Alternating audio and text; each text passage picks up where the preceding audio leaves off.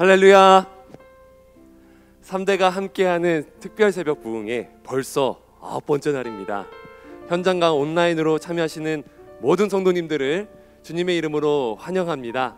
우리 앞뒤 좌우로 정말 반갑게 이렇게 인사하도록 하겠습니다. 잘 오셨습니다. 은혜 많이 받으세요. 함께 인사하실까요? 네, 잘 오셨습니다. 은혜 많이 받으세요. 변치 않는 주님의 사랑이 있기 때문에 이 시간 우리 모두가 이 자리에 모여 있는 줄로 믿습니다. 신실하신 하나님의 사랑이 이 시간 우리를 붙들어 주시고 우리를 찬양케 하여 주시며 그 은혜 가운데 날마다 살아갈 수 있도록 거룩한 힘을 우리에게 부어 주실 줄로 믿습니다. 그것을 믿으신다면 우리 모두 다 함께 힘차게 이 고백을 드리며 주님 앞에 나아가도록 하겠습니다.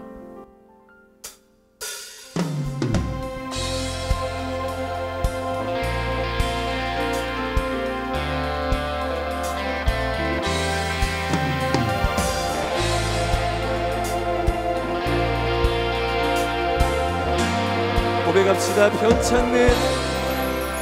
변찮는 주님의 사랑과 거룩한 보혈의 공로를 우리 다 찬양을 합시다.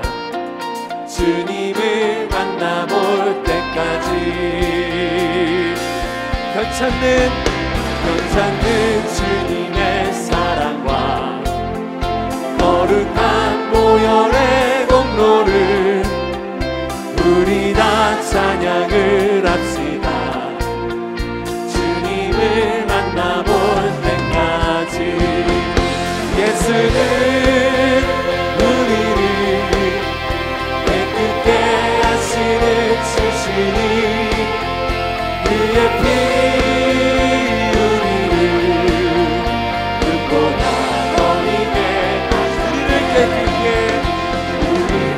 깨끗게 안기는 무궁한 생명의 물새 생명의 구원을 받은 자 하나님 찬양을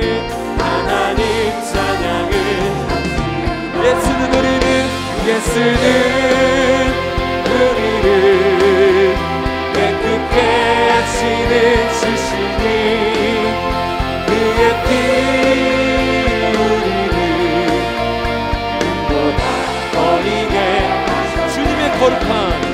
주님의 거룩한 복 날마다 입으로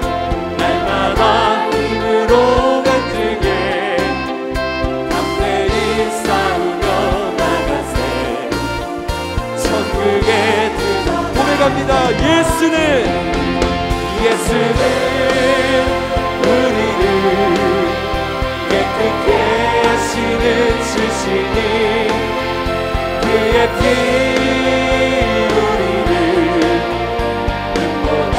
다시 한번 고백합니다. 예수는 우리를 깨끗게 하시는 주시니 그의 피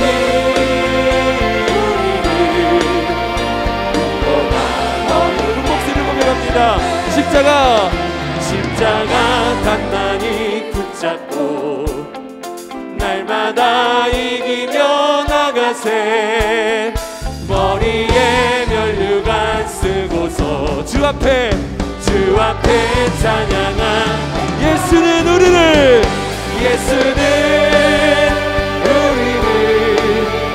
깨끗게 하시는 주시니 그의 피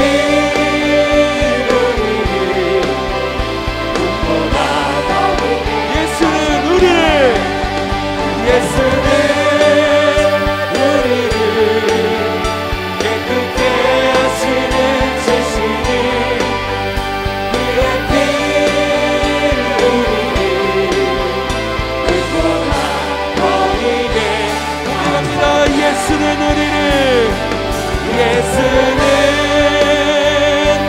우리를 깨끗게 하시는 주시니 우리를 눈보다 다시 한번 선포하며 고백합니다.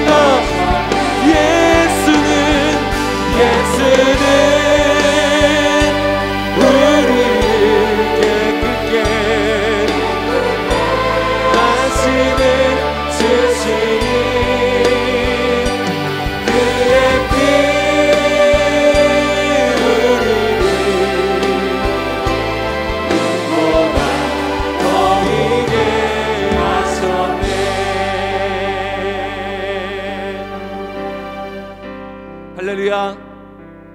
예수의 피가 우리를 정결케 하였고 그 피의 능력으로 우리 모두가 살아가는 줄로 믿습니다. 그 피의 능력으로 살아갈 우리가 고백할 것은, 그리고 우리가 살아갈 것은 그 피 복음을, 예수 그리스도의 십자가의 복음을 만열방에 전하는 것입니다. 여러분 믿으십니까? 그 고백을 이 시간 올려드리기를 소망합니다. 내 마음에 주를 향한 사랑이, 내 마음에 주를 향한 사랑이, 나의 말에 주가 주신 진리로, 나의 눈에 주의 눈물 채워주소서.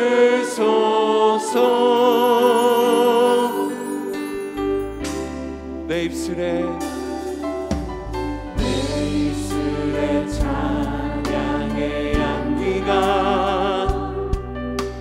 두 손에는 주를 닮은 섬김이, 나의 삶의 주의 은정 나게 하소서.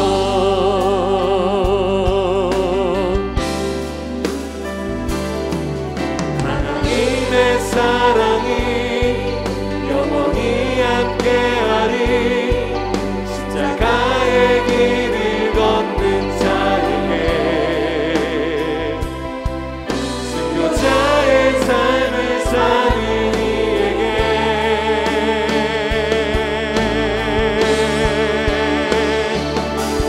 조롱하는 소리와 세상 유혹 속에도 주의 순결한 신부가 되리라.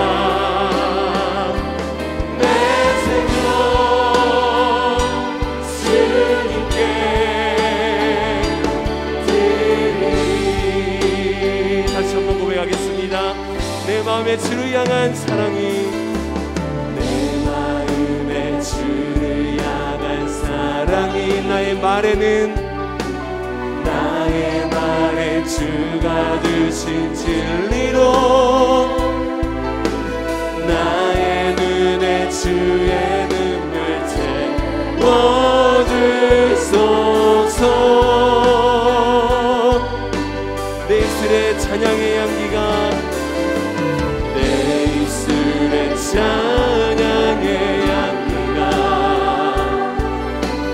두 손에는 주를 닮은 섬김이, 나의 삶의 흔적이, 나의 삶의 주의 흔적 나게 하소서. 우리의 삶 가운데 하나님의 사랑이 영원히 함께하리. 하나님의 사랑이 영원히 함께하리. 십자가의 길을 걷는 자에게, 순교자의 삶을 사는 이에게,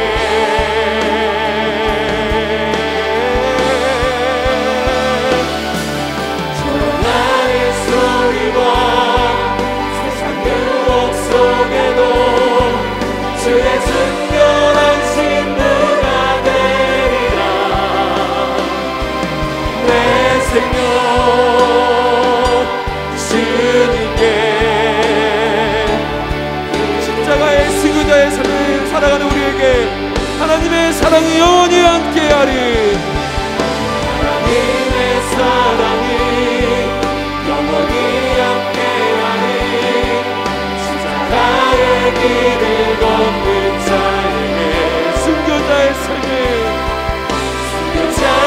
삶을 사는 이에게,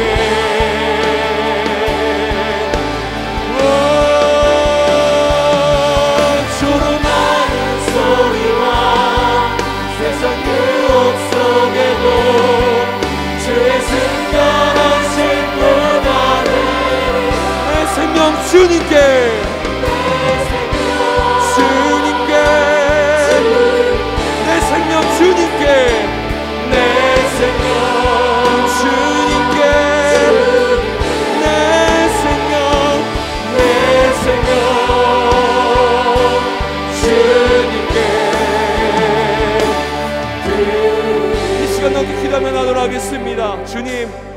십자가의 순교자의 삶을 살아갈 수 있는 능력이 이 시간 말씀을 통하여 부어지게 하여 주시옵소서. 그를 위해서 우리 모두가 함께 필요한 모든 것들을 주님께 간절히 구할 때에 하늘의 응답을 내려주시고 하나님의 임재함 속에, 축복 속에 그 은혜를 맛보며 돌아갈 수 있는 오늘 거룩한 이 시간 되게 하여 주시옵소서. 이 시간 모두 다 함께 주님의 이름 한번 크게 부르짖고 동성으로 기도하며 나아가도록 하겠습니다. 주여,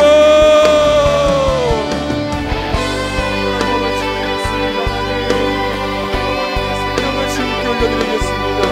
어떠한 영적인 오늘이 자는 믿음을 부어주시옵소서. 하나님 믿음 가진 곳에서 승리하게 하여 주옵소서. 하나님 아버지, 주님을 닮은 성령으로 아버지만 열방을 섬기겠습니다. 주의 마음으로 아버지 나아가는 하나님의 성령입니다. 하나님의 마음을 가지고 살아가기 원하는 모두에게 주님의 능력을 주님의 삶을 보시고 사랑하는 아버지 이끌어주셔서 주님께서 이끌어 있습니다. 왕을 섬기며 감사를 나아갈 수 있는 우리 모두가 되기를 간절히 소망합니다.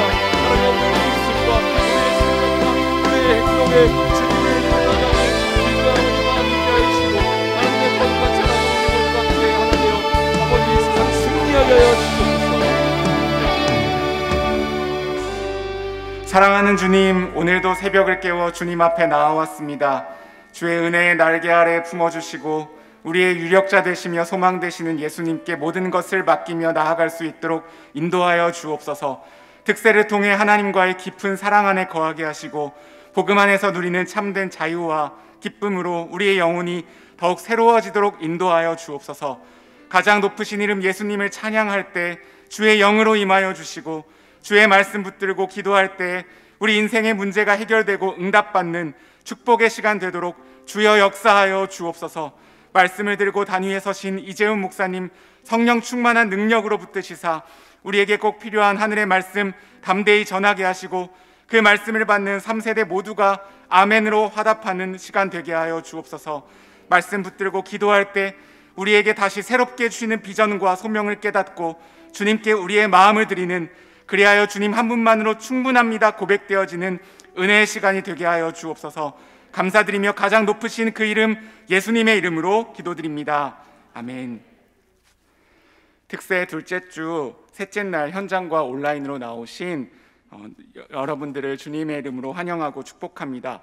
좌우에 계신 분과 이렇게 한번 인사해 보면 좋겠는데요. 특세 주제입니다. 의미도 참 우리의 마음속에 와닿는데 어감도 좋은 것 같아요. 그래서 좌우분들을 바라보시면서 드림 어게인 하면서 인사하도록 하겠습니다. 드림 어게인. 네, 앞뒤 분들과도 한번 인사해 봤으면 좋겠습니다. 드림 어게인. 네, 드림 어게인. 네, 우리 함께 구호를 외쳐보도록 하겠습니다. 구호 준비하면 오른손을 불끈지며 할렐루야 이렇게 화답해 주세요. 구호 준비. 할렐루야. 드림. 오케이. 다시 함께. 다시 함께. 할렐루야. 아멘. 하나님께 영광의 박수를 올리겠습니다. 네, 광고 드리도록 하겠습니다. 본당 로비에 출석부가 게시되어 있습니다. 출석 스티커를 꼭 붙여주시고요. 온라인 출석부, 가족 전출 출석부에도 꼭 출석을 체크해 주시기 바랍니다. 온라인으로 참여하고 계시는 시니어 성도님들께서는 순장님을 통해서 특세 참석을 알려주시기 바랍니다. 이벤트 광고입니다. 계속해서 가족과 함께 찍은 현장 예배 인증샷을 홈페이지에 올려주시고 드림나무에 하나님께서 주신 꿈을 걸어주시기 바랍니다. 선정되신 분들에게 이번 주 토요일 선물을 드립니다. 드림 그림 그리기 이벤트에 참여해 주시기를 바랍니다. 특세를 통해 받은 나와 우리 가정을 향한 하나님의 꿈을 각 층에 비치된 도화지에 그려서 제출함에 오늘 오전 9시까지 넣어주시면 선정된 분들에게 선물을 드리고 특세 뉴스레터 표지에 소개된다고 합니다. 적극적인 참여 바랍니다. 홈페이지 참여 이벤트에도 함께 해주시기 바랍니다. 내일 목요일까지 브이로그 이벤트에 참가하신 분들에게는 시상을 통해 특별한 상품을 드리며 은혜 간증 나눔과 오행시에도 함께 참여해 주시기를 바랍니다. 오늘 예배 후에 깜짝 간식이 있으며 주일학교 자녀들을 위한 룰렛 이벤트가 진행될 예정입니다. 기도회까지 마친 후에 시작합니다. 오늘부터 드림 카드를 이렇게 나눠드립니다. 특세 마지막 날에 하나님께 감사하며 올려드리는 시간을 이 드림카드를 통해서 올려드릴 예정인데요. 개인과 가정으로 꼭 작성하셔서 토요일에 지참해 주시기 바랍니다. 온라인으로 참여하시는 분들도 홈페이지에서 다운을 받으시거나 본당 1층 로비에서 챙겨가셔서 특세 피날레 행사를 함께 준비해 주시기 바랍니다. 오늘 특송 이청년부인데요. 박수로 함께 맞이하도록 하겠습니다.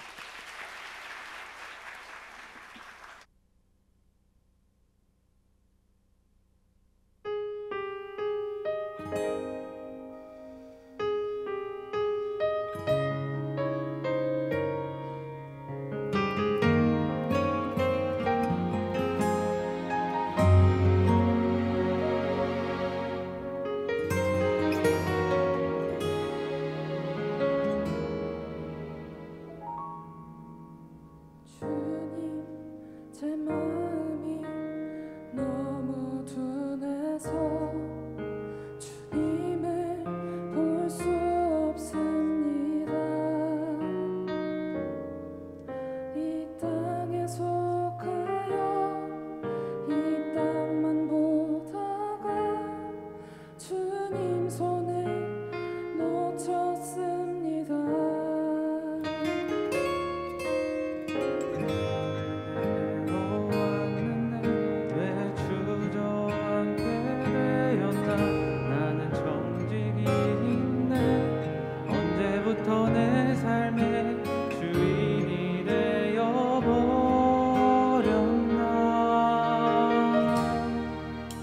믿음이 없이는 기쁘시게 못하나니 고된 수고도 다 헛될 뿐이라. 믿음이 없어서 무너진 삶의 모든 자리에 다시 주님을 기다립니다.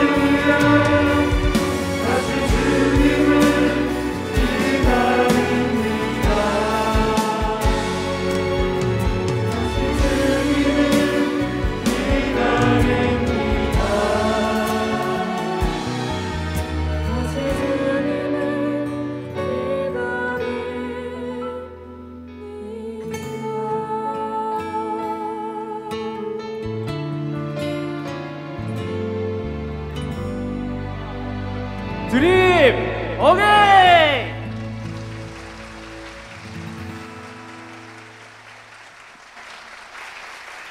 네, 귀한 찬양 올려드린 우리 이청년분에게 다시 한번 뜨거운 박수로 함께 축복해 주시면 좋겠습니다. 감사합니다.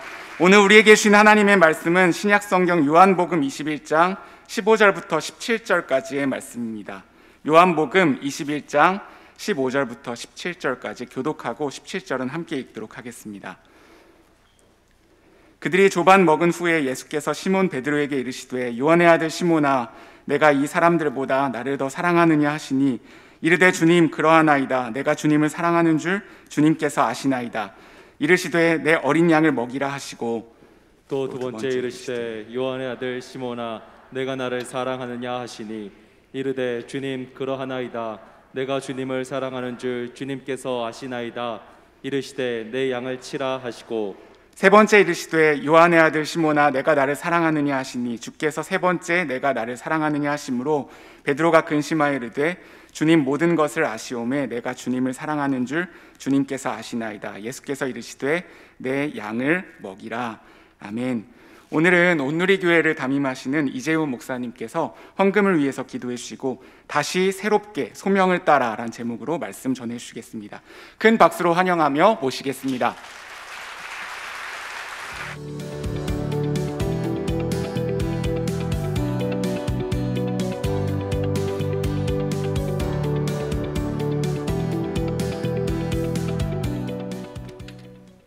함께 기도드리겠습니다.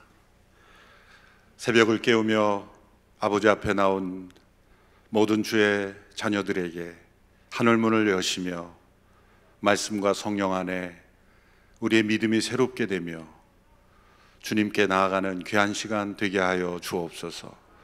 우리의 모든 삶이 아버지의 것임을 고백하며 주신 것의 일부를 주께 구별하여 올려드릴 때 드린 것만이 아니라 모든 것이 아버지의 것이며 우리의 모든 삶과 호흡까지도 아버지께 속해 있음을 고백하는 복된 이 아침이 되게 하옵소서. 새벽 동트는 그 아침의 축복이 우리 모두에게 있게 하여 주시고 우리의 믿음이 새롭게 되게 하옵소서. 예수님의 이름으로 기도하옵나이다. 아멘. 할렐루야. 더 사랑의 교회 성도님들과 함께 이 새벽에 함께 말씀을 나누게 되어서 감사합니다. 더 사랑의 교회 제가 지난번에도 함께 했는데 올 때마다 더 사랑하게 됐습니다. 또 이노 목사님도 뵐 때마다 더 사랑하게 되는 귀한 목사님 함께 동역하게 되어서 기쁩니다. 이 아크릴로 보니까 이제 여러분 얼굴보다 제 얼굴이 더 크게 보여서 중요한 메시지가 여기에 담겨 있음을 깨닫습니다. 설교자들이 보통 성도들에게만 설교하고 자기 자신에게는 가르치기를 잘 못하는데 너부터 잘해라. 그래서 제 자신을 향해 설교하는 시간이 된 것 같아서 참 귀한 깨달음이 있는 장치인 것 같습니다. 하여튼 이 코로나 팬데믹이 주는 유익이 참 많습니다.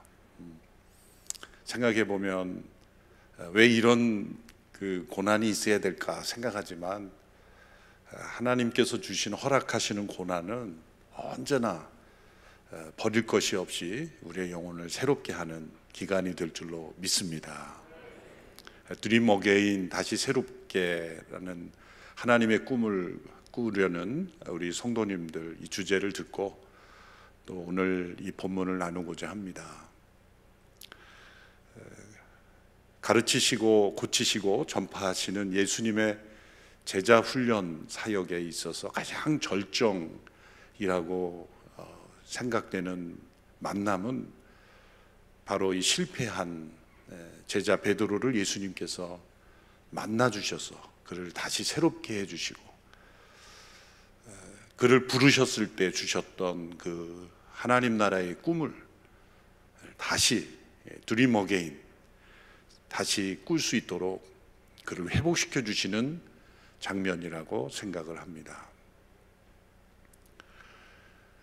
부활하신 예수님의 이 행적 가운데 저에게 있어서 좀 말씀을 읽으면서 아쉬웠던 점이 있다면 부활하신 예수님께서 예수님을 십자가에 못 박도록 한 그 불의한 이들에게 나타나시는 장면이 있었더라면 얼마나 통쾌했을까 그런 생각을 하곤 했습니다. 예수님께 불법적인 재판으로 십자가에 넘겨준 그 빌라도, 어느 날 부활하신 예수님께서 빌라도의 집무실에 먼저 나타나셔서 앉아 계셨을 때, 빌라도가 사무실 문을 열고 들어갔을 때 예수님이 빌라도의 책상에 앉아 계셔서 굿모닝 빌라도 그러면서 그렇게 인사하는 장면에서 당황하며 그 뒤로 물러서며 쓰러지는 그 빌라도의 모습, 로마 군인들이 다 모여있는 영병장에 예수님이 중앙에 나타나셔서 너희들이 못 박은 예수가 살아났다, 사내들인 공회가 이렇게 다 모였을 때 그 앞에 나타나셔서 일일이 이름을 부르시면서 뒤집으시는 예수님, 이런 본문이 신약 성경 마지막에 있었더라면 얼마나 설교하기가 통쾌할까. 빌라도에게 복수하신 예수님, 그렇게 하면 뭔가 우리의 마음이 시원해질 것 같은 그런 생각이 들었습니다. 그런데 어느 날 이 본문을 비추어서 생각해 보니까 그것은 저의 알량한 복수심을 기준으로 성경을 바라본 것이었어요. 부활하신 예수님의 모든 행적의 초점은 제자들을 부르셨을 때의 그 꿈을 다시 회복시켜 주시고 그 제자들을 다시 세워주는 그 회복의 여정에 초점을 두고 계셨기 때문입니다. 부활하신 예수님께서 한 10여 차례 나타나셨는데 그 중에 개인적인 만남을 가져주신 경우가 4번 정도 나타납니다. 대화 가운데 가장 먼저 개인적으로 만나주신 사람이 마리아죠. 막달란 마리아. 성경에서 가장 가난한 사람이죠. 막달란 마리아. 예수님께서 이 막달라 마리아를 왜 가장 먼저 만나 주셨을까요? 그것은 예수님을 가장 깊이 사랑하는 제자였기 때문입니다. 여자였기 때문이 아니라 가장 깊은 사랑 속에 헌신한 제자였기 때문이죠. 예수님의 모든 행적에 빠지지 않고 그는 함께 있었으며, 어쩌면 그 예수님과 남성 제자들이 할 수 없는 그러한 많은 영역을 보이지 않게 헌신했고, 또 신약 시대의 여성들을 인구조사 카운트조차 하지 않는 그러한 유대적인 습관 속에서도 이 여인들의 이름이 꼭 등장하는 것은 몇 배의 헌신이 있었기 때문일 것이라고 봅니다. 특별히 예수님이 십자가에 못 박히실 때 남성 제자들은 다 도망갔습니다. 요한만이 그 자리에 남아서 십자가의 그 처형을 지켜보았고, 예수님의 어머니와 함께. 근데 여성 제자들은 여러 명이 나와요. 이 막달라 마리아를 비롯한 여러 마리아들이 나왔고, 막달란이라는 것은 지역 이름이죠. 막달란 출신의 마리아. 가롯 유다, 이것은 가롯이 성이고 유다가 이름이 아니라 가롯 지방의 유다, 이런 뜻입니다. 그래서 비슷한 이름이 많기 때문에 앞에 지명을 붙여서 이렇게 사람을 구분하였던 것처럼, 이 막달라 마리아는 예수님의 모든 여정에 빠지지 않고 등장하는 여인인 여성 제자입니다. 예수님의 십자가의 처형을, 그 끔찍한 처형을 끝까지 지켰죠. 남자 제자들은 다 떠나갔습니다. 생각해 보면 한 5명 정도 이름이 나오는데 1명이 남자고 나머지가 여성들이에요. 그걸 통해 보면 참 주님의 모든 사역에 있어서 하나님 나라의 역사에 여성들의 헌신이 더 귀하다. 한국교회의 전통도 마찬가지죠. 한국교회 역사를 보면 여성 제자들의 헌신이 몇 배 높은 것을 알 수가 있습니다. 여성들에 대한 인권과 또 평가가 지극히 제대로 되어 있지 않는 그 시대에 이런 여성 제자들의 이름을 기록하고 또 예수님께서 부활의 첫 증인으로 막달라 마리아를 택해 주신 것은 놀라운 일입니다. 이 신약 성경이 사실이라는 증거죠. 왜냐하면 그 당시의 세계관으로서 만일 예수님의 부활이 거짓이었다면 일부 이념적인 사람들이 이 신약 성경을 그 시대의 사람들이 예수님이 부활했다라고 생각했고 그 부활했다고 하는 생각을 신앙으로 바꾸기 위해서 부활하신 것처럼 이야기를 꾸몄다라고 하는 이런 잘못된 자유주의 신학의 거짓을 예수님이 이미 아시고 장차 그런 사람들, 그런 신학자, 그렇게 생각하는 사람들이 나올 걸 아시고 가장 먼저 막달라 마리아에게 나타나신 거예요. 왜냐하면 그 당시에 세계관으로 꾸며낸 이야기를 하려면 절대로 부활의 첫 증인을 여성으로 만들지 못했습니다. 당시의 여성들의 증언은 법정에서 증언으로 채택되지 못하는, 인구조사에도 포함되지 않는 시대에 여성이 처음 들었다는 것을 시작으로 증언되는 그 사건을 어떻게 사실이라고 다른 사람에게 말할 수 있습니까? 그 시대에 기록된 문서로서는 불가능한 일입니다. 그것은 사실이기 때문에 그렇게 기록이 된 거죠.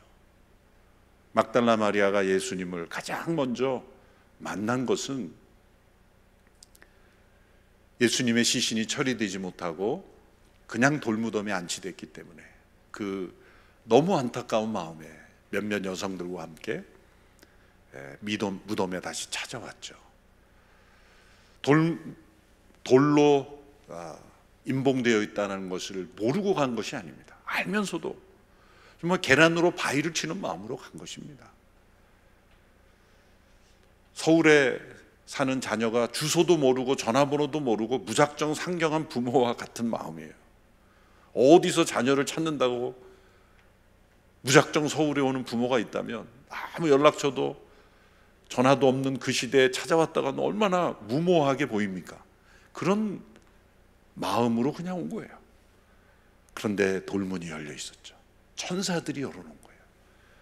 돌문이 열린 것은 예수님이 나오시도록 천사들이 도운 게 아니에요. 막달라 마리아와 같은 여성 제자들이 예수님이 부활하셨다는 것을 첫 번째 확신하도록 열어놓으신 거죠. 예수님이 부활하실 때 그 문 앞을 가로막던 큰 돌이 장애가 되기 때문에 열어놓으신 것이 아니죠. 무덤이 비었다는 것을 보았습니다. 그리고 놀라서 제자들에게 가서, 아마 이 베드로와 같은 핵심 리더들에게 가서 먼저 얘기했죠. 그들이 함께 와서 무덤이 비었다는 걸 보았어요. 그런데 성경에 자세히 보면 이렇게 되어 있어요. 그들은 다시 돌아가니라. 그런데 막달라 마리아는 떠날 수가 없었어요. 빈 무덤 곁을. 그 자리를 지키고 있었어요. 그러면 핵심 남자 제자들은 왜 집으로 갔을까요? 저희 추측입니다. 배고파서 아침 먹으러 갔을 거예요. 그러나 막달라 마리아는 그 자리를 지켰어요. 그때 예수님이 나타나죠. 자, 예수님이 시간을 전략하려면 한 명이라도 많이 모였을 때 나타나시는 게 좋잖아요. 그럼 여러 제자들이 왔을 때 무덤 곁에서 일대 다수로 이렇게 만나주시는 게 좋을 텐데, 예수님은 베드로를 비롯한 몇몇 제자들이 아침 먹으러 돌아갈 것을 알고 계셨어요. 기다리고 계셨어요. 그래서 막달라 마리아 홀로 있을 때 나타나셨죠. 부활의 첫 증인으로 만들어주신 거예요. 가장 깊이 사랑하는 영혼 속에 주님은 가장 먼저 만나주시는 거예요.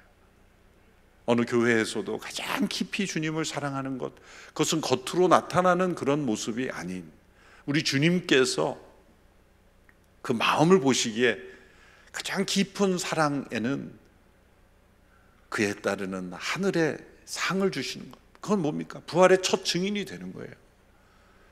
우리가 하나님 나라의 일꾼으로 가장 큰 상급은 뭘까요? 막달라 마리아처럼 부활의 첫 증인이 되고 가장 많은 사람들에게 증거자가 되는 것 아닐까요? 이렇게 예수님께서 개별적으로 만나주신 사건은 중요한 의미가 있어요.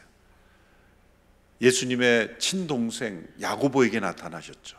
예수님을 미쳤다라고 믿지 않았던, 예수님 십자가 이전에는 예수님을 전혀 받아들이지 않았던 그 친형제에게 나타나셔서 그를 야고보서를 쓰는 예루살렘 교회의 중요한 지도자로 변화시켜 주셨어요. 도마에게 또 개인적으로 나타나셨어요. 여러 제자들이 모였을 때 나타나셨다는 것을 믿지 못하고 받아들이지 못하고 내가 내 손으로 만지고 내 눈으로 보지 않고는 받아들이지 못하겠다는 이 도마. 그래서 우리는 이 도마를 늘 도마 위에 올려놓고 왜 이렇게 의심하느냐 하지만 바로 이 도마의 영적 DNA가 우리에게 있는 걸 아시고 예수님께서 부활하셨을 때 그 손의 못자국, 손발의 못자국을 창에, 허리에 그 창 자국을 남겨두신 거예요. 부활하셨으면 온전케 되신 몸인데 왜 창자국이 남고 못자국이 남아야 되죠? 부활이 불완전해서일까요? 아니죠. 도마 같은 사람들을 위해서. 저는 영원한 하나님 나라에 가면 예수님을 어떻게 알아볼까? 못자국과 창자국으로 예수님을 알아볼 것이다. 어쩌면 천국에 가서도 믿지 못해서 불안해하는 영혼이 있을지 모르겠어요. 이 도마 같은 사람, 의심 많은 도마 한 사람을 위해서 그 몸에 십자가의 흔적을 남겨주신 것이죠. 다 사연이 있습니다. 부활하신 예수님께서 베드로를 만나주신 이유는 무엇일까요? 그가 가장 큰 실패를 한 제자이기 때문입니다. 그는 늘 앞서기를 원했고 또 자신이 가장 앞선 제자라고 생각을 했습니다. 그런데 가장 앞선 제자의 실패는 그만큼 더 충격적이고 그리고 임팩트가 더 큰 거죠. 사복음서 모두의 이 베드로의 실패 이야기를 기록하고 있습니다. 그만큼 제자들에게 큰 충격이었고 가장 상세하게 기록하고 있습니다. 예수님께서 십자가로 향하실 때 베드로에게 이미 경고를 주셨습니다. 너희들이 나를 버리리라. 그럴 때 베드로가 나섰어요. 항상 예수님 말씀하시면 이 가장 먼저 반응하면서 나서는 이 베드로의 모습. 한편으로는 나서기를 좋아하지만 한편으로는 또 예수님에 대한 사랑이기도 해요. 모두가 다 버릴지라도 나는 주님을 버리지 않겠습니다. 바로 여기에 베드로의 장점도 들어있고 단점도 들어있는 겁니다. 항상 단점은 장점의 뒷면이에요. 붙어있는 겁니다. 열등감이 강한 사람은 교만한 사람이에요. 우리는 열등감을 겸손이라고 포장할 때가 많아요. 그런데 열등감이 심한 사람은요, 교만한 사람이에요. 아주 교만한 사람이에요.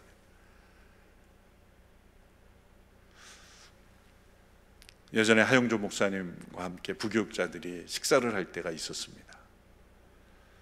그런데 가끔 해외에서 오시는 1.5세, 2세 목사님들 영어를 잘하잖아요. 미국 사람처럼 잘하잖아요. 그래서 같이 이제 식사하던, 그러면 뭐 해외에서 오신 좋은 강사들 오면 통역도 하고 무대 많이 쓰고 뭐 국제적인 심부름도 하고 그러니까 어떤 동료 리더십 중에 한 분이 한 목사님하고 식사하는데 이렇게 푸념 비슷하게 약간 열등감에서 나온 얘기를 이렇게 하더라고요. 목사님, 우리는 영어도 그렇게 잘 못하고 뭐 그러면서 막 이러는 거예요. 또 목사님이 이렇게 식사를 하시다가 내가 그때의 그 충격이 너무 커서 메뉴까지 생각이 나. 아구찜. 한 목사님이 아구찜을 좋아하셔서 이천동의 아구찜 집에서 아구찜을 맛있게 먹는데 옆에서 뭐라 그러는 거예요. 우리는 영어도 못해서 뭐 통역도 못하고 막 이러는 거예요. 그래서 저는 공감이 가죠. 나만 못하는 게 아니구나. 우리 모두가 공감이 가고 이렇게 치유가 되는 것 같은 그런 거를 자꾸 늘어놓는 거예요. 근데 기준은 영어를 잘하는 목사님 어떤 분과 비교하고 있는 거예요. 근데 목사님이 다가구찜을 뜯으시다가 탁 내려놓으시죠. 슬퍼하지 마. 위로를 해주잖아요. 슬퍼하지 마. 사실이잖아. 앞은 분명 위로였는데 뒤는 뭐예요? 책망이에요. 또 영어 못하는 거 사실인데 사실을 가지고 왜 슬퍼해? 저는 그게 저를 열등감으로부터 자유케 하는 치유의 말이었어요. 내가 뭔가 부족하고 또 다른 사람보다 뒤떨어진 부분이 있다면 그 사실이죠. 사실을 가지고 나를 못 살게 구는 거예요. 여러분, 우리 학생들 가운데 성적이 뒤로 앞서는 분들이 있잖아요. 자신을 비하하지 마세요. 그것은 팩트일 뿐이에요. 성적표에 나오는 레코드일 뿐이에요. 그 레코드가 여러분의 인격을 결정하는 건 아니에요. 저는 지금도 숫자만 보면 막 헷갈려요. 제가 저희 집에서 가장 자주 물어보는 게 뭔지 아십니까? 가족들에게 내가 지금 몇 살이지? 연도는 바뀌는데 전화가 몇 살이냐고 물으면 이 계산이 안 돼요. 늘 제가 가족한테 물어봐요. 제가 올해 몇 살이냐고. 그것도 한 해 여러 번 물어봐요. 지금도 물어보면 자신이 없어요. 제가 그만큼 이 숫자에 제가 자신이 없어서 학교 다닐 때 수학 시간은 저에게 공포의 시간이었어요. 공포의 시간이었어요. 그 중에 한 선생님은 무조건 문제를 내주고 무조건 나와서 못 풀면 무조건 그 마대자루로 그냥 허벅지를 때리고, 그러니까 수학 책만 보면 저는 막 경기가 일어나는 거예요. 그래서 제가 수학을 잘할 수 있겠어요? 네. 그러면 그런 분위기에서 제가 못하면 누구 책임이에요? 저는 무조건 제 책임이라고 생각했어요. 그런데 한 목사님의 그 메시지에 저희 인생의 과거 해석이 되는 거예요. 내 책임이 아니었구나. 저는 최선을 다했어요. 정석도 보고 해법도 보고 다 봤어요. 근데 저에게는 정석이 아니었고 해법이 아니었어요. 저에게는 불법이고 저에게는 비석이었어요.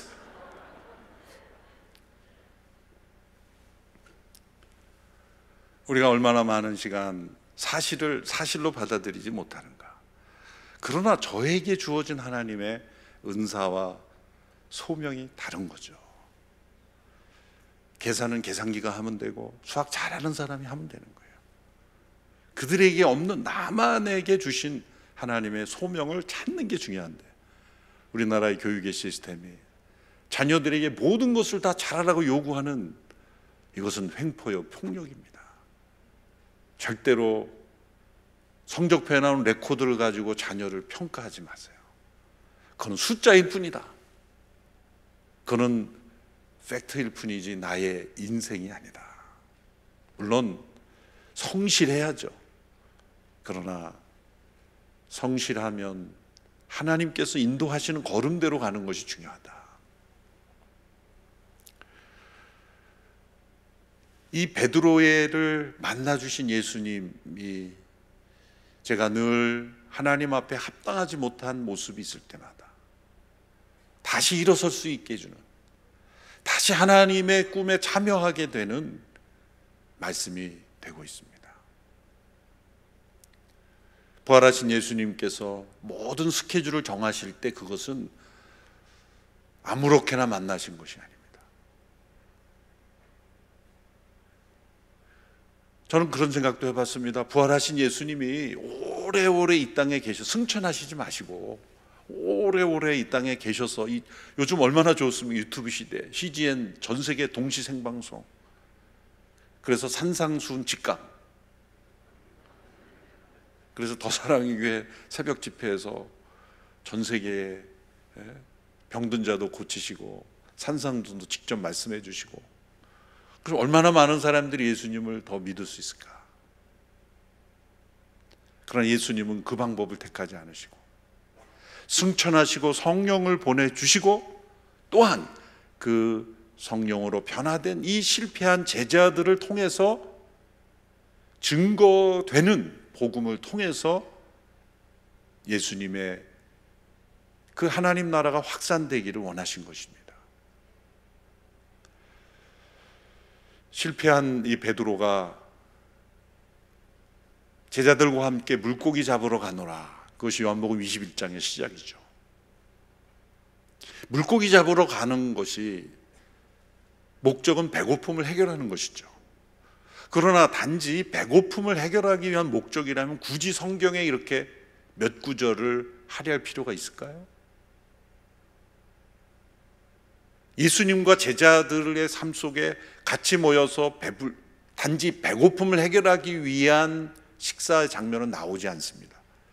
최후의 만찬이나 또 예수님이 제자들이 음식을 가져왔지만 드시지 않았을 때 너희들이 모르는 양식이 있느니라. 분명한 교훈을 주시기 위해서 그런 장면이 등장하지만 베드로가 나 배고프니까 물고기 좀 잡으러 가져올게 라는 그런 한가한 일상을 설명하기 위해서 성경의 몇 구절을 해석할 만큼 한가하지 않습니다. 그런 이야기까지 다 기록했으면 우리가 성경을 다 읽을 수가 없죠. 이것은 베드로의 중요한 상태, 심리 상태, 영적 상태를 보여주는 말씀입니다. 왜냐하면 이 시점이 언제입니까? 요한복음 21장은 예수님이 부활하신 후에 세 번째로 나타나신 사건이라고 그랬어요. 세 번째. 그럼 첫 번째는 누굽니까? 막달라 마리아를 통해 들었을 겁니다. 두 번째는 복수의 제자들이 모였을 때 예수님이 나타나신 사건. 그 자리에 베드로가 있었는지 없었는지 제가 확인을 못했습니다만 어쨌든 이 두 차례의 예수님의 나타나심을 통해서 베드로는 분명히 예수님 부활하셨구나. 그리고 베드로는 빈 무덤을 가서 보았어요. 그랬다면 예수님은 부활하신 겁니다. 베드로는 거기까지 알고 있어요. 그 상황 속에서 나는 물고기 잡으러 가노라. 그리고 몇몇 제자들이 나도 물고기 같이 가겠다. 이것은 평범한 이 생업의 모습이 아니라 베드로가 부활하신 주님을 만나는 간절한 기대보다는 무엇인가 자신의 실패에 눌려 과거로 되돌아가고 싶은 마음이 많았다는 걸 보여주는 것입니다. 어느 심리학자는 이 사건을 해석하면서 베드로는 물고기 잡으러 감으로써 자신의 과거의 실패의 기억을 억누르려고 했다. 제자의 삶을 포기하고 그냥 어부의 삶으로 되돌아가고 싶었던 거예요. 이것이 어떤 교회 출석하는 40대 중년 남성이 어느 날 주일이 됐는데도 교회를 가려고 하지 않는 거예요. 어머니가 그 모습을 보고 안타까워서 얘야 너가 어려서부터 이렇게 유아세례 받고 지금까지 충성되게 주일에 예배 출석했는데 왜 안 가려 하니? 어머니 제가 성가대의 어느 집사님께 시험이 들어서 가기가 싫습니다. 얘야 사람 보고 교회 가는 거 아니다. 신앙생활은 하나님 중심이 돼야 되지 않냐. 그러면서 이제 교회를 가려 하지 않는 이 남자 아들을 계속 어머니가 권면하는데 마지막에 권면이에요. 얘야 그래도 너가 주일에 예배에 나가야 되는 이유가 있지 않니? 너가 담임 목사인데 안 나가면 어떡하니? 우습게 얘기지만 공감이 되는, 때로 담임 목회자도 설교단에 오르기가 힘들고 주일이 왜 이렇게 빨리 오는 거지? 주일이 기다려지기보다는 두려워지고 말씀을 전하는 것 자체가 너무 힘들어서 도살장에 끌려가는 어린 양처럼 그럴 때가 있어요. 더군다나 토요일 저녁에 아내랑 다투었을 때 그 아내가 제일 앞에서 쳐다보고 있을 때, 그 실패한 남편으로서, 실패한 아버지로서, 실패한 목회자로서 그 소명을 따라 사역한다는 게 정말 힘들 때가 있어요. 그래서 여러분, 목회자님들이 설교단에 오르기가 힘들어하면 좀 쉬셔도 된다 그러세요. 너무 억지로 이렇게 막 사역시키지 마세요. 베드로의 마음, 나는 물고기 잡으러 가겠다, 이 만감이 교차한다는 말이죠. 예수님은 부활하셨으니 예수님을 만나고 싶은 마음도 있지만, 또 부활하신 예수님을 만나면 자신의 이 실패한 모습이 너무나 뚜렷이 드러나기 때문에 예수님 앞에 나가고 싶지만 또 피하고 싶은 거예요. 여러분, 그런 만감이 교차된 마음을 저만 아는 것은 아닐 거예요. 오늘 눈빛을 보니까 나도 안다. 나도 그런 적이 있다. 그래서 가끔 보면 이렇게 순장 하시는 분들 알잖아요. 순원들이 가끔 순장님들을 피하면 그 문제가 있는 거예요. 목회자를 피한다. 목회자가 뭐 하나님이라 그런 뜻이 아니라, 일단 목회자를 만나는데 자유하면요, 그래도 하나님과의 관계가 올바로 돼 있는 거예요. 근데 목회자로부터 전화 왔을 때 반갑지 않다.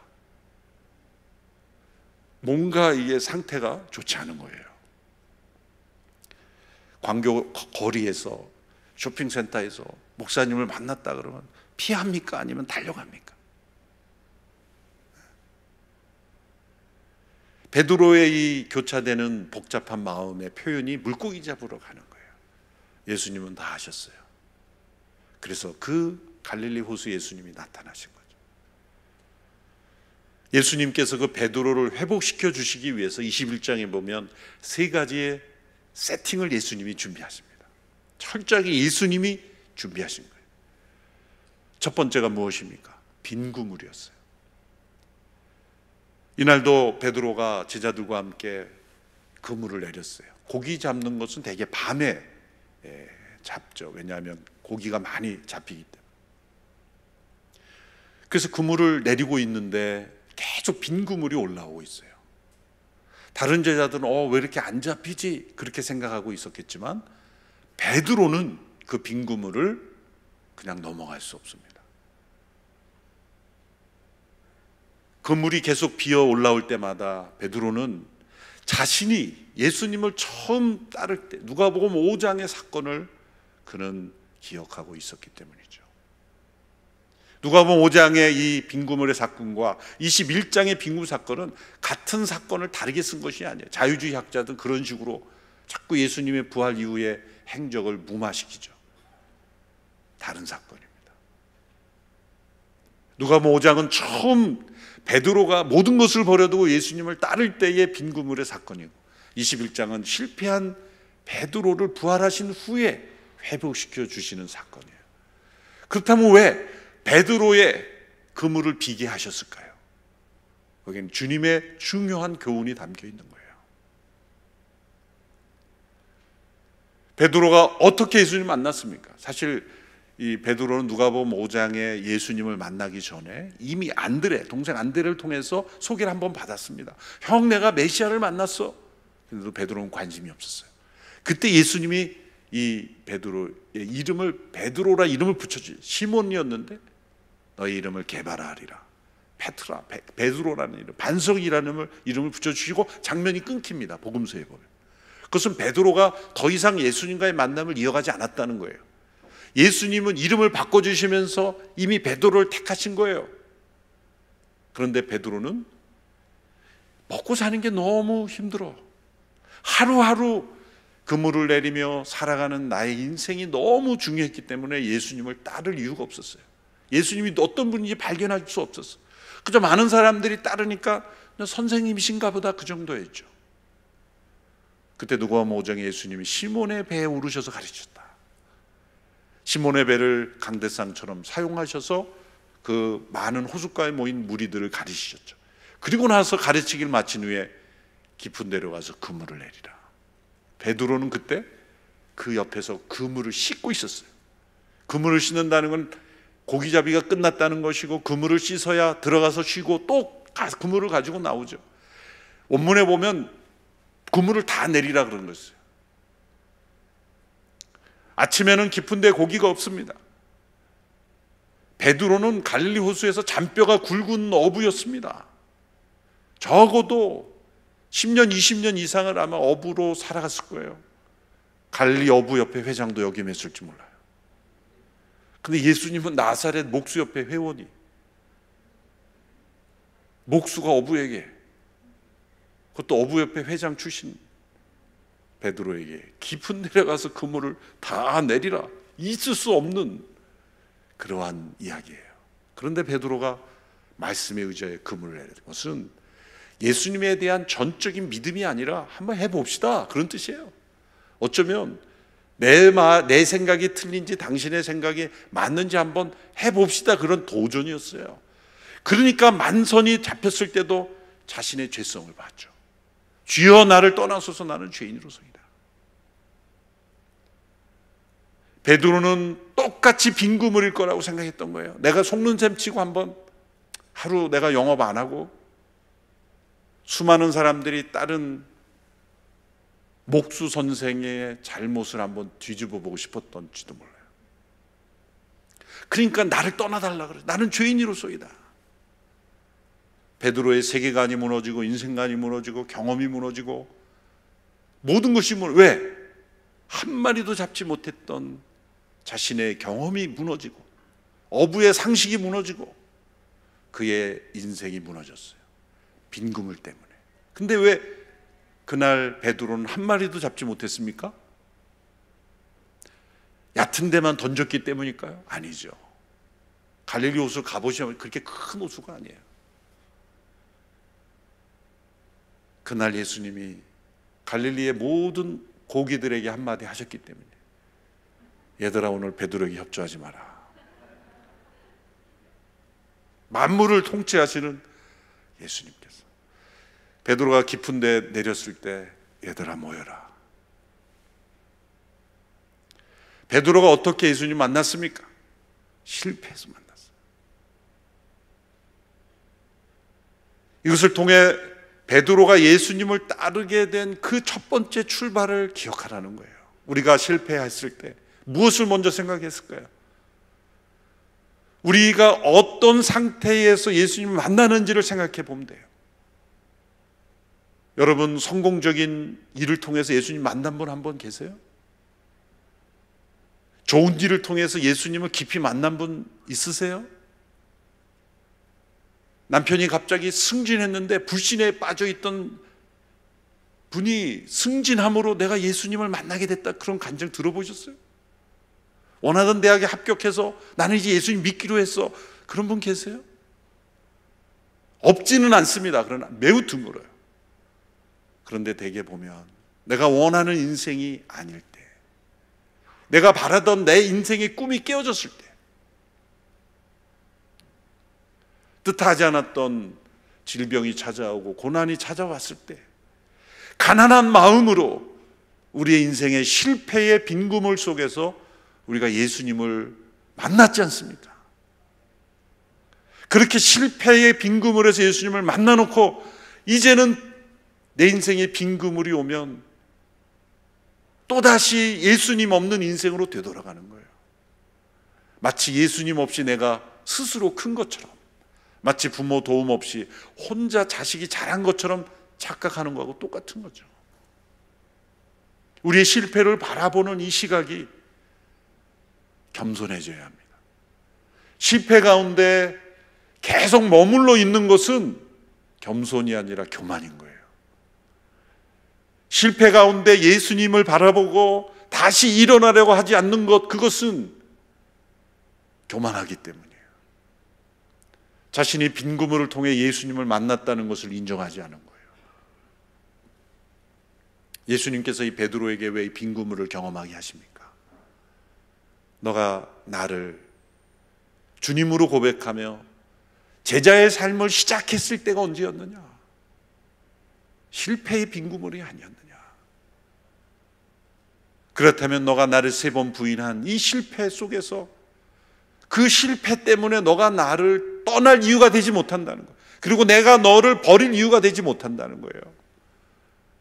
무엇보다도 예수님은 베드로의 실패를 이미 알고 계셨고 예언까지 하셨으니까, 예언해 주신 것은 실패를 막기 위한 것보다도 내가 이미 알고 있어 라고 붙잡아 주시는 말씀이죠.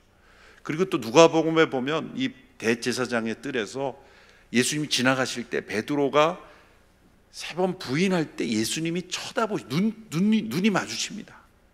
얼마나 누가복음이 섬세한지 몰라요. 그 의사의 그 섬세함으로 그 두 눈이 마주친 사건을 기록하고 있어요. 그 예수님을 바라보던, 예수님께서 베드로를 바라보던 그 시선으로 인하여 베드로가 회개한 거예요.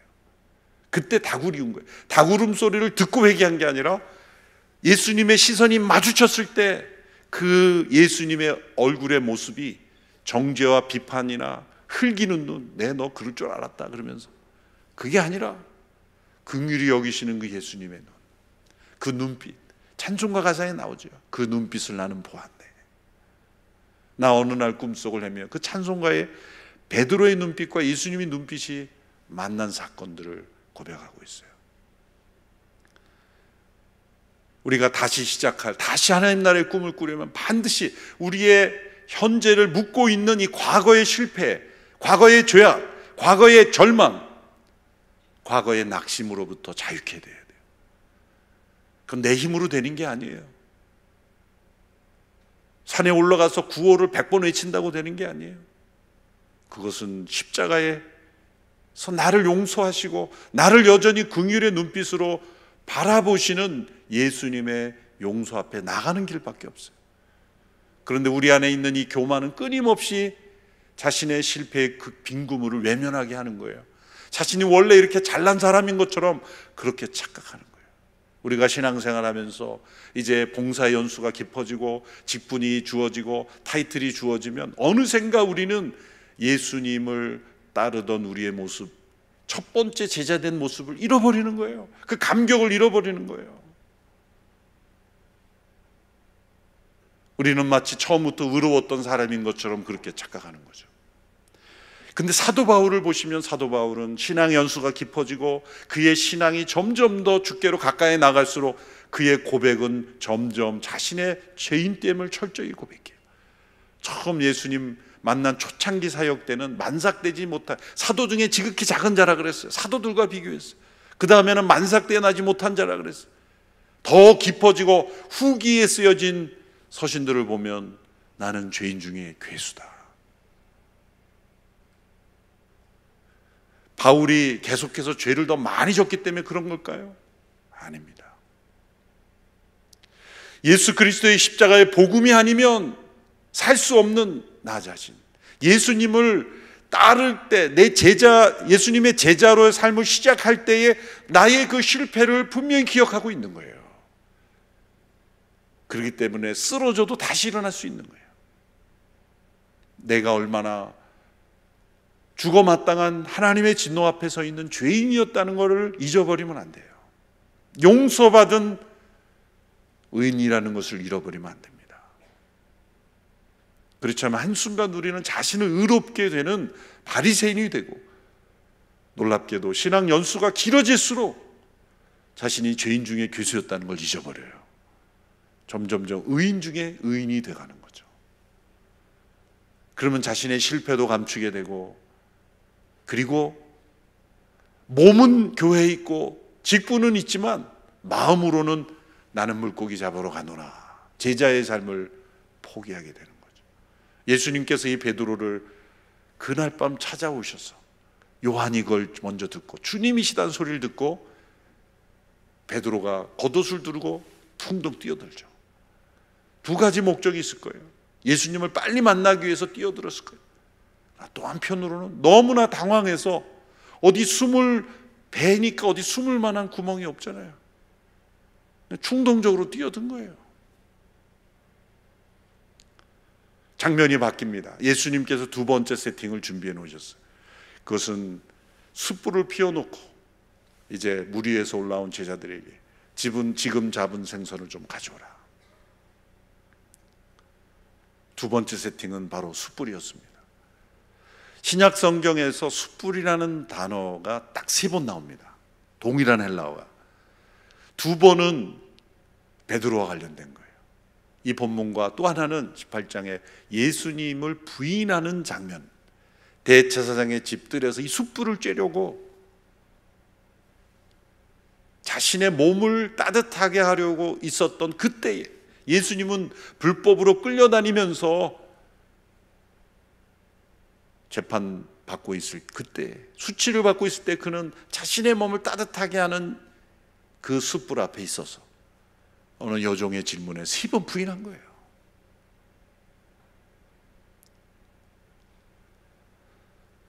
바로 이것이 베드로의 실패의 현장이었던 거예요. 예수님은 숯불을 놓으셨어요. 로마서에도 숯불이 나오는데 그것은 구약을 인용하죠. 너희 원수가 목마르거든 먹이고 마시우라. 그러면 원수의 머리에 숯불을 올려놓은 것 같을 것이다. 그때 숯불이 나옵니다. 인용을 빼놓고 이 베드로의 장면과 동일한 숯불은 바로 베드로의 실패였어요. 자, 예수님께서 이 갈릴리 호숫가에서 고기를 밤새도록 잡았지만 한 마리 잡지 못하고 예수님이 한 말씀으로 잡은 고기를 이제 가져오라. 왜 숯불을 보여주셨을까요? 베드로의 그 실패의 현장으로 데려가신 거예요. 우리 안에 진정 실패로부터 치유가 일어나는 것은 과거의 실패를 잊어버리는 게 아닙니다. 부인하고 덮어버리는 게 아닙니다. 그 실패의 현장으로 예수님과 함께 다시 가는 거예요. 치유에서 중요한 원리죠. 자신의 열등감을 치료하고 실패를 치료하고 또한 자신의 죄악을 치료하는 것은 유혹으로부터 넘어졌던 그 모든 현장에 예수님과 함께 다시 가는 거예요. 그래서 예전에는 내가 약해서 무너졌던 그 자리에서 이제는 예수님이 함께 계시기 때문에 이길 수 있는 거예요. 그게 진정한 치유 역사가 일어나는 거예요. 이러한 원리는 일반 상담 심리 원리에도 그대로 적용이 돼요. 과거에 내가 약해서 넘어졌던 그 영역, 그 사건, 그 현장에 동일한 현성에 사람들이 왜 소위 알러지라 그러죠. 반응, 동일한 어떤 현상이나 사건 일어나면은 트라우마가 일어난다고 하잖아요. 근데 트라우마를 어떻게 이기겠습니까? 덮어놓으면 더 커집니다. 바로 그 실패의 자리, 나의 트라우마의 현장에 예수님과 함께 동행하여 가는 거예요. 그때 놀랍게도 나 혼자 이길 수 없었던 그 실패의 자리에서 나에게 트라우마가 됐던 그 자리에 예수님이 함께 하시면 이제는 달라지는 거예요. 달라지는 거예요. 제가 오래전에 봤던 한 다큐멘터리에서, 저는 자연 다큐멘터리를 좋아하는데 사람들 뉴스로 보면 너무 머리가 아파서, 하나님께서 지으신 자연 동물 세계를 보면 그 하나님의 질서가 그대로 또 남아있어요. 이 어린 곰들이, 그 영화로도 나왔죠. 베어라는 영화를 보시면 이 어린 곰들이 막 노는데 이 표범인가요? 퓨마인가요? 그런 이 어린 곰을 노리고 계속 따라가는 거예요. 그래서 어린 곰이 막 가다가 이제 나무에 올라갔다가 가지가 떨어져서 이제 강물에 떨어지고 강물을 따라가다가 근데 계속 쫓아오는 거예요. 그 표범이, 퓨마인가 표범인가 같이 있어요. 곰을 잡아먹을 수 있는 그런 야생동물이 계속 추적해서 이제 딱 그 흐르는 강물 가운데 딱 와 있는 거예요 이제. 그래서 어린 곰이 딱 가지에 걸려가지고 가까스로 그 가운데 있는 돌에 서 있는데 바로 그 가까이 온 거예요. 이제는 죽었구나. 그 다큐 영화를 보던 관객들이, 야, 그 어린 곰이 얼마나 불쌍하냐. 그러고 이제 하는 순간 갑자기 이 퓨마의 얼굴이 사스러지게 놀라면서 뒤 꽁무니를 베는 거예요. 보니까 그 어린 곰 그 뒤편에 큰 어미곰이 이러고 있는 거예요. 어미곰이 쫓아와서 반대편에서 어미곰이 소리를 지르니까 뒤로 내빼는 거예요. 우리가 인생에 겪었던 트라우마, 실패, 좌절 속에 다시 들어갈 수 있지만 이제는 예수님, 빅베어 되시는 예수님이 우리와 함께 계셨을 때 우린 이길 수 있게 되는 거예요. 숯불을 보여주시며 너가 이 숯불 앞에서 실패했지 라고 정죄하려고 하시는 게 아니라 이제는 나와 함께 이 숯불 앞에 서보자. 사실은 베드로는 예수님이 그 숯불 앞에 같이 계실 때까지 숯불구이 집에 못 갔을 거예요. 트라우마 때문에. 더군다나 닭고기는 못 먹었을 거예요. 숯불 닭고기 이건 절대 못 먹었을 거예요. 닭고기 알러지가 생겼을 거예요. 닭 울음소리 때문에. 이처럼 우리에게 있는 모든 삶의 트라우마, 그걸 만들어낸 실패, 좌절, 절망, 어떤 것이든지, 그것이 죄악이든 어떤 이유든지 그 실패의 자리로 예수님과 함께 하라. 예수님은 식사를 준비해 놓으시잖아요. 지금 잡은 생선을 가져와라. 자신을 배반한 제자를 위해서 아침을 쿡이 되어 아침을 만들어주는 이 예수님, 너무나 저는 이 장면을 기억할 때마다 하 목사님을 모시고 2002년도 아프가니스탄을 단기 선교 갔던 적이 있어요. 아프간 침공 이론 직후에서 95%가 다 무너졌어요. 정말 그런 표현은 제가 처음 봤어요. 영화의 CG 같은 그런 95%가 다 무너졌어요. 하 목사님이 나 그 땅 가봐야 돼 그러시는 거예요. 건강도 안 좋으신 분이. 그래서 파키스탄을 경유하여 유엔기를 빌려 타고 민항기도, 그래서 아프가니스탄을 갔어요. 제 사명은 뭐냐, 목회 비서니까 목사님 건강 보디가드 겸 뭐 챙겨드리는 거죠. 그래서 음식도 뭐 여러 그 백에 가져서 다 이렇게 해야 되는데 너무 피곤하니까 아침 일어나 보니까요, 하 목사님이 식사를 다 준비해 놓으신 거예요. 그때 일행이 하 목사님 포함해서 5명이었는데 다 늦게 일어나고 하 목사님 일찍 계셔서 식사를 다 풀어가지고 준비를 해 놓으시고, 우리를 깨우면 되는데 다 준비해 놓으시고, 어디서 꽃도 따오셔가지고 꽃도 하나씩 다. 야, 그래가지고 얼마나 죄송한지 제가 지금이니까 고백을 하지, 그때 고백했으면 저는 쫓겨났을 거예요. 오늘 그 다음날 내가 빨리 일어나야지, 일어났다고 생각하는데 벌써 다 해놓으신 거예요. 그래서 아침마다 하 목사님이 준비한 식사를 먹고, 그때 유승준 형제가 뭐 시민권 때문에 회개하는 마음으로 하 목사님 너 같이 가야 된다 그래서 설거지는 유승준 형제가 하고 저는 그냥 먹다 왔어요. 너무 죄송한 마음. 그런데 이 하 목사님께서 만들어 놓으신 아침 식사, 게으른 제자를 위해서, 이것과 비교할 수 없는 실패한 제자를 위해서 아침을 마련해줘. 그러나 그보다 더 중요한 것은 실패 현장에 주님이 함께, 버리는 주인이 아니라 붙잡아 주시는 사랑으로 함께 하신다. 세 번째 세팅은 무엇입니까? 그 베드로에게 예수님께서 말씀하셨습니다. 세 번의 질문을 던지셨죠. 요한의 아들 시몬아, 내가 나를 사랑하느냐? 베드로라 이름 부르지 아니하시고 시몬이라고 부르신 게 중요해요. 책망입니다.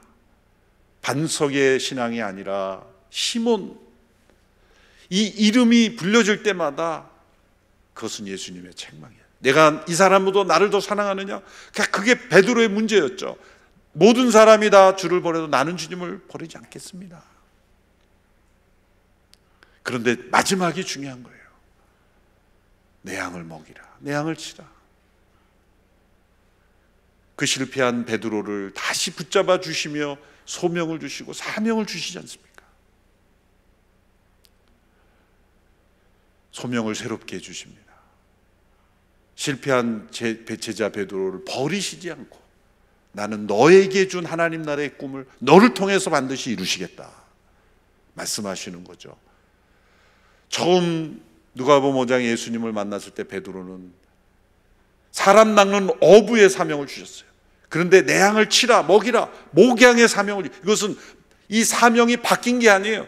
이제는 전도 선교하지 않고 목양만, 그게 아니라 추가된 거예요. 이제는 실패한 베드로에게 2차적인 사명, 사람 낚는 어부가 되었으면 그 다음 사명은 바로 낚은 양을 먹이고 치는 거다. 마치 아무 리 없었던 것처럼 제자반을 수료한 분에게 사역반을 가르치듯이 이제 넌 사역반이다, 그렇게 말씀하시는 것 같은 거예요. 넌 다시 제자반 가야 돼, 그렇게 말씀하실 것 같은데 이제 너는 목양의 사명도 있는 거야. 사람 낚는 어부만이 아니라 너는 이제 양을 치는 목양의 사명도 있어. 그 말씀대로 베드로는 예루살렘 교회의 중요한 목양자가 되었죠. 실패한 베드로를 회복시키셔서 주님의 꿈의 도구가 되게 하시는 예수님. 전에 내려오는 이야기 가운데 이런 이야기가 있죠. 만들어진 이야기지만 가브리엘 천사가 예수님이 승천하신 후에 인터뷰를 했답니다. 예수님 수고 많으셨습니다. 너무 고생 많으셨습니다. 근데 예수님이 그 땅에서 하신 일을 모든 사람들에게 알려야 되는데 예수님 어떻게 하셨습니까? 내가 베드로와 그 제자들에게 말해놓았어. 가브리엘이 깜짝 놀라면서 아니 그 베드로를 믿는단 말입니까? 그 예수님 부인한 베드로를 어떻게 믿고 맡기셨습니까? 그 밖에 다른 대책은 없습니까? 예수님 말씀, 그 밖에 다른 대책은 없어. 나는 베드로를 믿고 있다네. 성령님이 임하셔서 실패한 베드로를 포기하지 않고 그를 통해 역사하시는 그 예수님의 꿈은 실제로 이루어졌고 오늘 우리에게까지 복음이 주어졌습니다.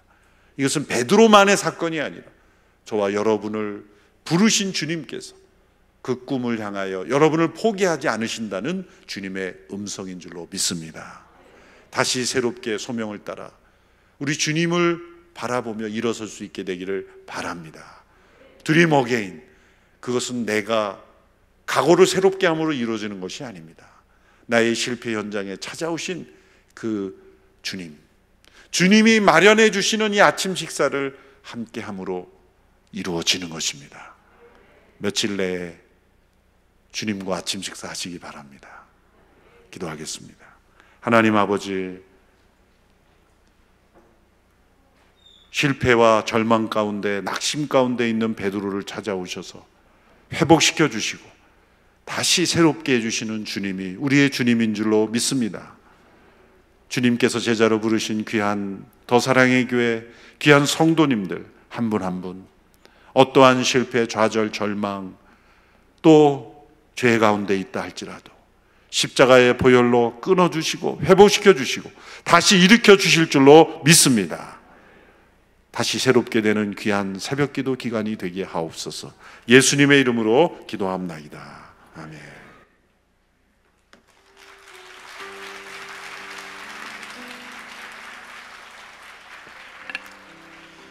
네, 목사님 너무 귀한 말씀 감사합니다. 이 새벽에 우리 목사님과 함께 그 예수님 계신 그 복음서 현장에 우리가 마치 와 있는 것 같은 그런 생각이 들었어요. 시간이 너무 그냥 금방 가가지고 목사님께서 준비하신 말씀을 미처 다 하시지 못할 만큼 너무나도 정말 시간이 금방 가버렸습니다. 처음에 목사님께서 오늘 제가 설교를 한 45분쯤이면 끝날 것 같습니다 그러셨거든요. 그래서 제가 그러면 안 됩니다. 우리 성도들께 말씀 많이 전해 주셔야 됩니다. 그랬더니 일단 한번 올라오시면, 그러니까 목사님들이 설교 짧게 한다는 말은 다 거짓말이에요.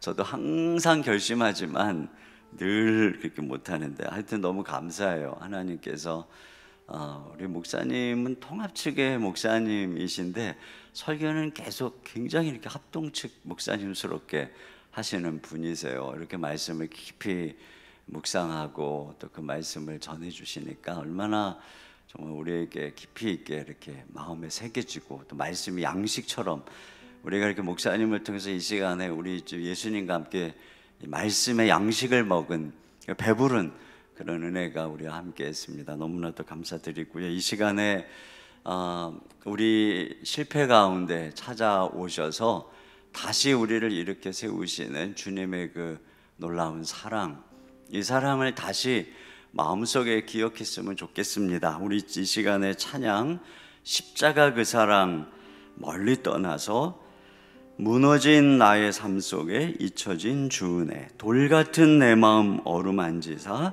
다시 일으켜 세우신 주를 사랑합니다. 우리 찬양 우리 자리에서 일어나서 우리 찬양 하나님께 드리며 우리 주님 앞에 나아갑시다. 그리고 제가 다시 꿈꾸는 다시 사명자로 서는 그런 은혜로 소망하면서 우리 시간에 찬양 함께 드리며 주님 앞에 나아가겠습니다.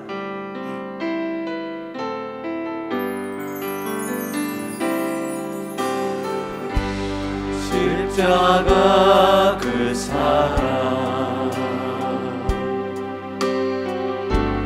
멀리 떠나서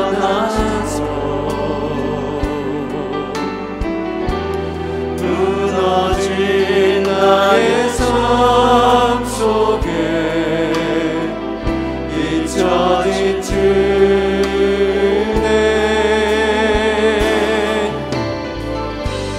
돌 같은 내 마음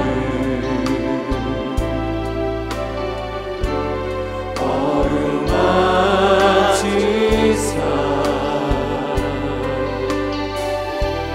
다시 일으켜 세우신 주를 사랑합니다. 주 나를 보아시고 주 나를 보아시고 난 웃으시니 나는 또 외롭고 존귀한 주님의 자녀라 주 너를 보아시고 넌 웃으시니 너는 꼭 괴롭고 존귀한 주의 자녀라 지나간 일들을 기억하지 않고 지나간 일들을 기억하지 않고 이전에 행한 모든 일 생각지 않으니 사망의 강물과 길을 내시는 주 내 안에 새 일행하실 내 안에 새 일행하신 주만 바라보리라 두 손 들고 찬양합니다. 주 나를 보아시고 나를 보아시고 난 웃으시니 나는 못 외롭고 존귀한 주님의 자녀라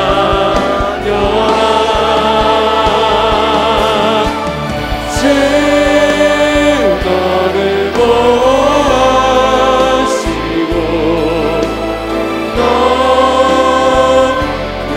웃으시니 너는 못 외롭고 존귀한 주의 자녀라 우리 시간에 함께 기도 제목을 읽고 함께 기도하는 시간 갖도록 하겠습니다. 같이 읽습니다. 실패와 상처를 회복시켜 주시는 예수님의 사랑을 날마다 새롭게 경험하게 하여 주소서. 그냥 내버려 두지 않으시고 나를 찾아오시어 건져주시는 은혜에 새 힘을 얻게 하여 주소서. 꿈과 소명을 주시기 위하여 나의 이름을 부르시는 주님의 음성을 들려주소서. 나의 실패로 달라지지 않는 하나님의 견고한 사랑, 절대로 돌아서지 않으시는 예수님의 사랑에 모든 것을 던지게 하소서. 부르심의 소명을 따라 예수님의 사랑을 필요로 하는 가족과 친척, 이웃에게 복음을 전할 수 있도록 변화시켜 주옵소서. 담대하게 하여 주옵소서. 주님의 양들을 일으켜 세워주는 일을 맡겨 주옵소서. 우리 이 시간에 함께 오늘 말씀을 생각하면서 기도하면서 이 기도를 통해 우리 주님 앞에 나아가기 원합니다. 우리 주님 앞에, 우리 주님과 함께 우리의 그 실패의 현장으로, 우리 주님과 함께 그 숯불의 현장으로, 우리 주님과 함께 우리 주님, 우리를 다시 한번 이 소명의 자리로 일으켜 보내시는 그 주님 앞에 나아가기 원합니다. 그래서 다시 우리가 이 기도를 통해서 치유되고 회복되고 다시 꿈꾸는 그런 은혜를 위해서 우리 주여 한번 부르시고 다 같이 한 목소리로 기도하겠습니다. 주여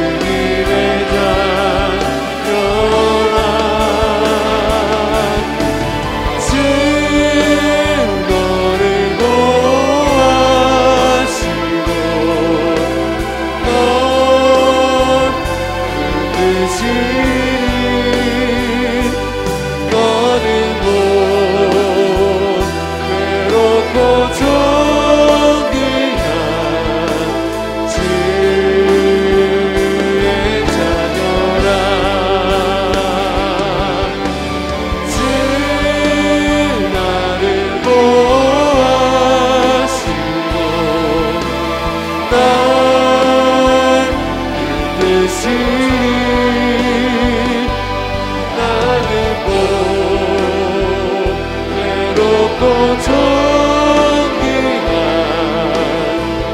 주님의 남겨라.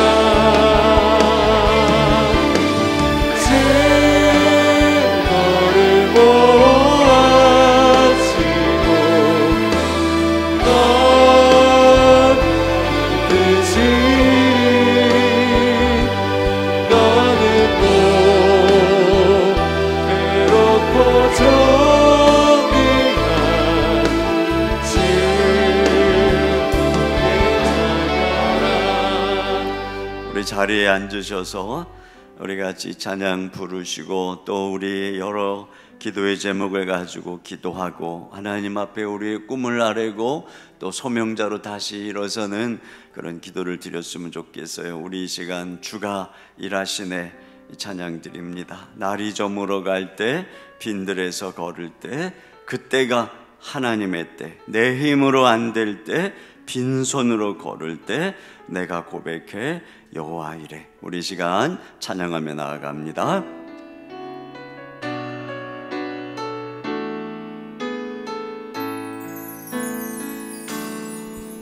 날이 저물어 갈 때 빈들에서 걸을 때 그때가 하나님의 때 내 힘으로 안 될 때 빈손으로 걸을 때 내가 고백해 여호와